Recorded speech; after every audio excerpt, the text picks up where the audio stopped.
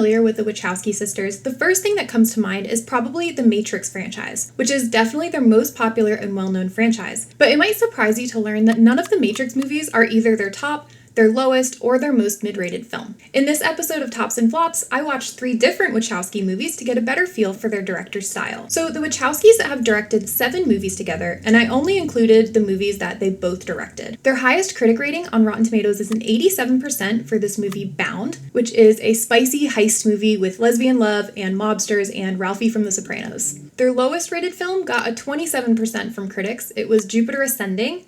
It's hard to say what this one is about, and we'll get to that in a bit, but for now, let's just say it's a space adventure movie with Mila Kunis and Channing Tatum, dressed like this. Their most mid-rated film was Cloud Atlas at 65%. This one is also a little bit hard to describe, but I'd say it's an epic love story / revolution / reincarnation story that spans generations. This time, let's start with the lowest film first, Jupiter Ascending. I want to start with Jupiter Ascending first because I think it perfectly embodies the one factor that either makes or breaks a Wachowski movie, and that is restraint. I think the level of restraint that the Wachowskis use in a movie directly correlates to how good that movie is. So this theme of restraint will come into play throughout the top, the flop, and the most mid movie, but I think it's helpful to see it in this light first because it's a really great example of what happens when they use absolutely no restraint, which is what happened in Jupiter Ascending. Mila Kunis plays Jupiter Jones, an ordinary woman who works as a maid and hates her life. I hate my life.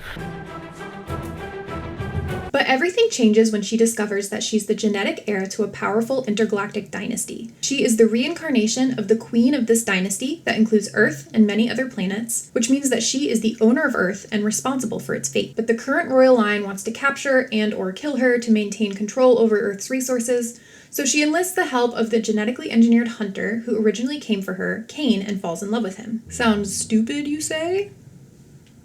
It is. This movie is extremely hard to follow, and it is here that we get to the crux of why this movie sucked so hard. As I mentioned, it all comes down to restraint, and this movie had none of it. It spanned galaxies and lifetimes and dynasties and alien species and an intergalactic DMV because that joke's never been done before. If they thought of it, they put it in. Invisible lizards? Great idea. Fountain of Youth? Put it in. Jetpack angels? Add it. Bees can sense royalty? Put it in. A species who looks the same as humans except they have one giant ear? Yeah, include it. The result is utter nonsense. It was basically 2.5 hours of being lectured at about distant kings and species and politics that I don't even understand because they haven't been introduced properly. I'm a splice. You don't understand what that means. The House of Abraxas continues to thrive. These aren't like humans. They don't question or doubt. Cut my DNA with the DNA of something like a wolf. They use the force of gravity, redirecting it into differential equation slopes. Shum, slippity dop. On top of that, the ideas were so silly. Now, I believe that any idea can be a good idea if the right depth and tone are applied to it. For example, a woman who is immune to fire and becomes the surrogate mother to baby dragons sounds crazy in isolation. But when told the right way, backed up with an intricate world that supports that type of character and that type of magic, it fits right into the story, no problem. A man who can kill teenagers in their dreams but then they die in real life sounds really stupid. But if you put it into a movie with the right levels of camp, backstory, and genre coding, you've got a hit.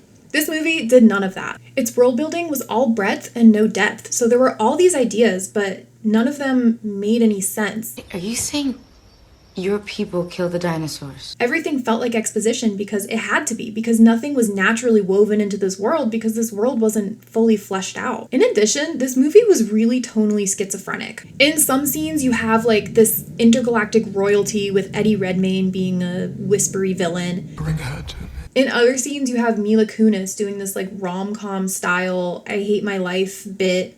And then the love story and some of these action scenes were very young adult, cheesy, kind of gimmicky and weird. I think this is another product of that lack of restraint. It felt like I was watching 3 different movies mashed into one. On top of all this, the costumes were bad, the sets were bad, the makeup was bad, the dialogue was very rom-com, cheesy. It's like my internal compass needle points straight at Mr. Wrong. The love story between Mila Kunis and Channing Tatum was so cringe. She weirdly pushes herself on him over and over. And part of the story is that she just inherited the Earth, so she's royalty and he isn't. But she doesn't want to be royalty. She never really accepted that about herself. So the whole idea that she would like stoop so low as to love this lowborn, whatever he is, I'm a splice. doesn't really have any stakes because she thinks of herself also as fairly lowborn and normal. So that storyline doesn't really hit. Some of my other notes. This looks like a TV movie.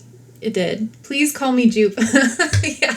2/3 of the way through this movie, she gets escorted onto this ship and she doesn't know any of the people on here. And they're like, hello, Jupiter. And she goes, please call me Jupe. Not once has anyone called her Jupe. Her family doesn't call her Jupe. Her mom doesn't call her Jupe. Her lover, Channing Tatum, doesn't call her Jupe. But this captain, call me Jupe. Why does she want the telescope so bad? Why wouldn't she just sell the eggs and keep the money? Oh yeah. Her cousin tried to convince her to sell her own eggs for a money ploy. She gets on board so that she can buy a telescope. They never explain, like, why does she want this telescope? Is she into space? She comes back home and there's a guy sitting in the chair. How long has he been there? Yeah, she gets brought back to Earth because she has to check on her family. She walks in and there's this guy sitting in a chair in the middle of the room. She's been gone for days. How long was he there waiting for her? No redeeming qualities besides the cast, and even then, meh. Yeah, that's about it. Okay, after that bloodbath, I want to transition to their top movie, which I really enjoyed, which was Bound. I cannot believe that this movie came from the same people that did Jupiter Ascending, and yet I can because there are through lines with everything and we'll get to that. But for now, let's talk about Bound. Bound is a heist movie where two women fall in love and decide to steal money from the mob so they can run away together. Violet is the girlfriend of mobster Caesar, who's Ralphie from The Sopranos. They didn't have flat tops in ancient Rome! And they plan to steal $2 million from him. But their plan spirals into a tense showdown as they try to outsmart the mafia and escape together. This movie was spicy. So remember how Jupiter Ascending would say a bunch of stuff without actually saying anything at all? This movie did the exact opposite. It said so much with so little dialogue. One of my favorite scenes was where the two main characters meet, and you can instantly tell that there are sparks between them even though they don't talk at all. And then Violet comes over under the guise of offering coffee, and the sexual tension is palpable. In this scene, they literally just stand next to each other and drink coffee and chat. And in my notes, I had written, why was that the hottest scene I've ever seen? And there are explicit scenes as well, so watch this with the appropriate people. But I think it fits within the genre well. I didn't find it to be cheap or overplayed, but I have one complaint about this character. And it's that they have built her up to be this sex goddess to Violet. Like, she is super hot, super sexy, she's a womanizer, she just got out of prison. So she's supposed to be this, like, hot, unattainable, devil-may-care bad boy type of girl. And what do they name her? Corky. What is that? I'm sorry, I cannot think of a less sexy name than Corky. Was this name sexy in the 90s? Corky is like the fourth stooge, or like the 20th clown to get out of the clown car. Every time Violet said her name, it like totally killed the illusion for me. Corky, Corky, Corky. I've been withholding that one, which is why I wasn't saying her name. I wanted the punchline, so there you go. This is Corky. Everybody meet Corky, the sexy bad girl. Back to the story. This story was tight. It was fun and well-paced and tense. The exposition was natural, the characters were fleshed out, the dialogue was great, and it was funny. The humor was really cheeky. There's a scene where Violet mentions washing money, and then we get a callback later to see this. Hundreds paper clipped everywhere like leaves.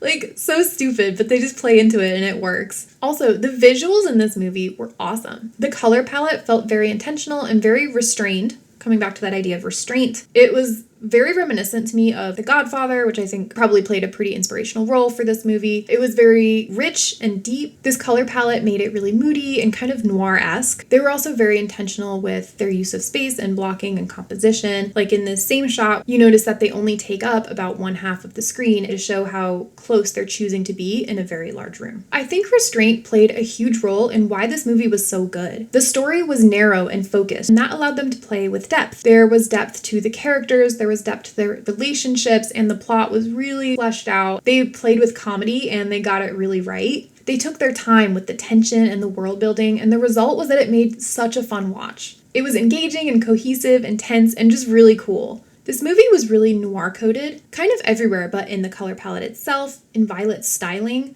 in the mobsters, and of course of the story itself, a classic heist. I noticed that noir is something that the Wachowskis draw on a lot, and it's something I really enjoy about their films. There are obviously some similarities between Bound and The Matrix, for example. The Matrix had a very similar color palette, and there were times that also felt very noir. I feel like this movie really embraced the genre that it was in, sometimes going a little over the top or getting a little camp with it, but all in a self-aware way. And despite this slight campiness, they also keep it really real. There's this amazing scene where Caesar, and he didn't plan on doing that, and you can just see him spiral out, and the way that that is performed, the way that it's filmed, the way that it was directed, all of that was spot on. And I thought it was such a cool sequence. And later you can kind of see him losing it a little bit, and he does a great job with that. Really well directed, really well scripted, just the whole thing felt really real. In general, I feel like it just was very cool. Like, these mobsters look cool. The way they shoot them just makes them look cool. They're dressed cool. Violet is so cool. Corky is so cool. The Wachowskis know how to make people look cool. They definitely chase and embrace the cool factor, and I really love that when it works. It absolutely worked here. It worked in The Matrix, for example. Like, The Matrix is just cool. Neo is cool. Trinity is cool. Morpheus is cool. Like, it's just cool. This was just like that. I'm using the word cool a lot, but it was just like really cool. They look awesome. Overall, I thought this was a super fun watch. I definitely recommend it. Super engaging, pretty tense, just really fun, really cool. Finally, we have the most mid movie, Cloud Atlas. Cloud Atlas was originally written as a book by Dan Mitchell. The Wachowskis adapted it into a film along with Tom Twyker, who helped them write it and co-directed it with them. This movie is such an interesting movie to fall in the most mid category because it's so unique. Cloud Atlas is an epic that spans 5 centuries, in which the same souls are reincarnated to live out stories of love and prodigy and revolution that have ripple effects that span beyond their own existence. The movie follows 6 stories within those 5 centuries, and I won't tell you too much about any one of them so I don't spoil anything, but essentially, there's a gay composer, a publisher, a settler in a futuristic world with a significant technology gap between peoples, a journalist chasing a major story, an enslaved clone living in a futuristic neo-soul, and a lawyer with a parasite on a ship. These stories intertwine and ripple into each other to ultimately tell a story of interconnectedness and the power of our actions to make an impact that outlives us. It's a really strong and beautiful message, and that's one of the things that I really loved about this movie. However, you might be noticing a pattern here. There's a lot going on. Again, the question of restraint raises its ugly head with this one. The issue of restraint wasn't nearly as bad as Jupiter Ascending by a long shot, but it did make it a little hard to keep track of everything that was going on. They also had the same actors play different characters in the different storylines, which was really cool. It gave you a chance to see the actors' range and see them play with different characters, but they didn't correlate each actor to each soul. Sometimes an actor would play one soul, but then in a different storyline, they wouldn't play that same soul that got reincarnated, someone else would play them. I didn't realize that, and I've talked to other people who have watched this movie who also got confused by this, because I found myself trying to connect dots that just weren't there. I was trying to figure out who was who based on the actors, and it turns out that that wasn't really correlated, I don't think, which I think was kind of a bad directing choice. I think it misled a lot of people, and it made an already confusing story even more confusing to watch. But despite some of the confusing things, there was a lot of cool stuff in this movie. One cool thing that I didn't expect is I actually felt really invested in each storyline. At first, when they introduced these storylines and they would skip to different ones really quickly, it was jarring and kind of annoying. But they managed to make each storyline really engaging, and the cuts were super well done. They cut at just the right spots, and they had really awesome continuity cuts that just made sense and made you want to keep watching. Like Bound, like The Matrix, it was really cool and really fun. There were car chases, and there were bar fights, and there were mysteries, and there were futuristic gunfights. It just was cool and fun. Some less cool stuff. The makeup was not so cool on some of these actors, because the actors would play different characters in different generations and stuff. There were some actors dressed in white face, and there were some who got made up to look Korean. In one storyline, Tom Hanks has this like little green devil who talks to him and tells him things and nags at him. This is what he looks like, and I hate it. Like, I get that he lives inside Tom Hanks's head, so if Tom Hanks